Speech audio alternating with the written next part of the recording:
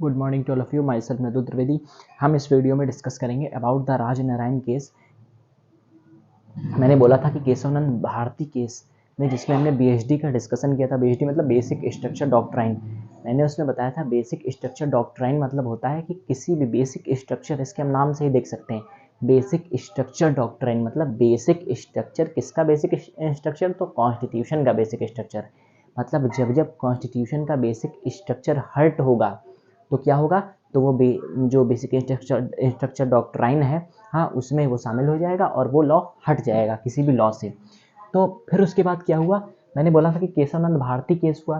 फिर उसके बाद फिर भी रुका नहीं, जो टसल था वो भी रुका नहीं। जो पीपल्स हो, गवर्नमेंट हो, कोर्ट, इन सबका जो टसल चल रहा था वो उस समय भी रुका नहीं। पहले सांकरी कृषक प्रसाद केस हुआ, फिर आईसी गोलकनाथ केस, फिर ऐसे कई केसेस आए। फिर केशवानंद भारती केस, जिसमें मेजरली डिस्कशन हुआ बेसिक स्ट्रक्चर डॉक्ट्राइन का। फिर क्या होता है? फिर राजनारायण केस, एक और केस आता है। उसके पहले हमने आईसी गोलकनाथ केस के पहले एक सज्जन सिंह केस हुआ था। तो इन सब केसेस में धीरे धीरे धीरे धीरे राजनारायण केस हुआ। इसमें भी क्या बताया गया कि इसमें पहले तो ये बोला गया,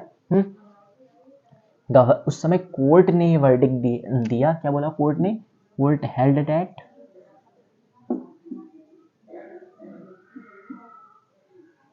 क्या कोर्ट हेल्ड दैट, क्या बोला कोर्ट ने? कि कोर्ट ने कहा कि free and fair election are part of BHD and means judicial review is allowed in government action. अब इसका मतलब क्या है ये हम देखते हैं कि उस समय राजनारायण केस हुआ केशवानंद भारती की केस के बाद। फिर जो केस हुआ था 1975 में, जब इमरजेंसी लगी थी, इसी के बाद टुक इमरजेंसी किसके? फिर इंदिरा गांधी जी ने, जो हमारी प्राइम मिनिस्टर रही हैं, उन्होंने इमरजेंसी टुक प्लेस कर दी थी उस समय। हाँ, फिर इमरजेंसी से रिलेटेड फिर उसके बाद क्या हुआ? 1976 में 42nd अमेंडमेंट आया, जिसे हम लोग मिनी कॉन्स्टिट्यूशन कह सकते हैं, क्योंकि उसमें बहुत सारे लॉज को हटाया गया, बहुत सारे लॉज को शामिल किया गया। फिर बाद में वो जो लॉज थे वो जनता पार्टी के द्वारा फिर धीरे धीरे जो अमेंडमेंट करके उसे कम भी किया गया, जो 1978 में आई थी इमरजेंसी के बाद। क्योंकि जब इमरजेंसी लगी हुई थी तो उनका बहुत ज़्यादा क्रिटिसिज्म हुआ उस समय गवर्नमेंट का। तो धीरे धीरे वो 2 साल के लिए हार गई गवर्नमेंट, हाँ, इलेक्शन में। फिर उसके बाद 1978 में जनता पार्टी स्टैब्लिश हुई, उसने 42nd अमेंडमेंट में बहुत ज़्यादा अमेंडमेंट्स किए। अब हम देखते हैं पहले इसमें हुआ क्या। तो राजनारायण केस हुआ, ये जाते हैं भाई साहब, फिर ये पहुँचते हैं कोर्ट में। हाँ, और फिर क्या होता है? कोर्ट उसमें क्या जजमेंट देता है कि फ्री एंड फेयर इलेक्शन। अब ये हुआ क्या? कुछ उस समय गवर्नमेंट पे आरोप लग रहे थे कि जो गवर्नमेंट है उन्होंने फ्री एंड फेयर तरीके से इलेक्शंस नहीं करवाए हैं। तो राजनारायण, हाँ, एक होते हैं, हाँ, शायद, तो जो उस समय, हाँ, ये जाते हैं, ये केस कर देते हैं जाके, हाँ, गवर्नमेंट पे, और फिर बोलते हैं कि फ्री एंड फेयर इलेक्शन नहीं हुए। तो गवर्नमेंट क्या, तो जो कोर्ट होती है वो उस समय क्या जजमेंट देती है कि free and fair election are the part of BHD. मतलब बहुत सारे जो भी धीरे धीरे धीरे धीरे धीरे लॉस आते गए, जो फंडामेंटल राइट्स को इन्फ्रिंज कर रहे थे, अपने कॉन्स्टिट्यूशन के खिलाफ थे, जो ऐसे धीरे धीरे जो केसेस आए, तो उन केसेस में जो कोर्ट थी, तो उन्होंने उसे कहा कि ये पार्ट है, किसके पार्ट है? Basic structure. ये हमें बेसिक स्ट्रक्चर जो कॉन्स्टिट्यूशन का उसे हर्ट कर रहे हैं। तो ये ऐसे ही इसे भी बताया कि free and fair elections are part of basic structure doctrine means judicial review is allowed for the government action. Basically basic structure doctrine के समय, उस समय कोर्ट सुपीरियर बन रहा था। किससे? कोर्ट सुपीरियर हो रहा था किससे? पार्लियामेंट से। क्योंकि वो कोई भी लॉ आता था और अगर वो अगेंस्ट कॉन्स्टिट्यूशन लग रहा है तो वो उसे बेसिक स्ट्रक्चर डॉक्ट्राइन के जरिए, हाँ, उसके फेवर में जो केस आता था उसी के फेवर में जजमेंट जा रहे थे धीरे धीरे धीरे धीरे। तो इसमें केवल इतना बताया गया कि जो फ्री एंड फेयर इलेक्शन है वो बेसिक स्ट्रक्चर डॉक्ट्राइन में है, हाँ। और उस समय गवर्नमेंट से बोला गया, हाँ, कि आप रिज़ाइन करिए, या हाँ, कैसे ये हुआ, उनसे बार बार क्वेश्चंस किए जा रहे थे कोर्ट से भी, हाँ, और बहुत सारे लोग भी यहाँ पूछ रहे थे ऐसे, हाँ, क्वेश्चंस। लेकिन फिर क्या होता है?